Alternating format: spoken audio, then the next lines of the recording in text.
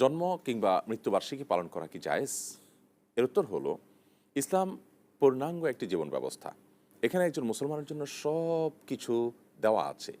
নতুন করে ধার করে কোনো কিছু নেওয়ার কোনো প্রয়োজন নেই। জন্ম কিংবা মৃত্যু কেন্দ্রিক যে আনুষ্ঠানিকতা আছে, এগুলো পৃথিবীতে সবার আগে শুরু করে প্যাগানরা, প্রকৃতি পূজারীরা। তাদের মধ্যে এটি অনেক বেশি ছিল। এমনকি একসময় খ্রিস্টান ধর্মে পর্যন্ত ধর্মীয়ভাবে এটা নিষেধ ছিল। পরবর্তীতে অবশ্য খ্রিস্টানরা এটাকে ব্যাপকভাবে করতে শুরু করেছে।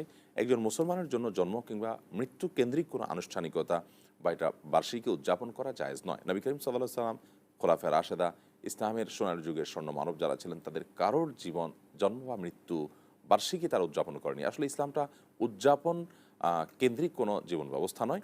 আমরা আমাদের জীবনটাকে অর্থবহ করব ভালো কাজ দিয়ে, ভালো চিন্তা দিয়ে এবং আমল নিয়ে আমরা দুনিয়া থেকে চলে যাব, আমল রেখে যাব। এটা হবে আমাদের জীবনের সবচেয়ে বড় টার্গেট। আমার জন্ম বা কিংবা মৃত্যু, এটা বার্ষিকী, কারোর মৃত্যুবার্ষিকী উদযাপন কিংবা আমার নিজের জন্ম দিবস পালন, এটা কোনো মানুষের জীবনে কোনো গুরুত্বপূর্ণ পার্ট নয়, বরং এটা ভিন্ন ধর্মের মানুষের ধর্মীয় কালচার বহন করার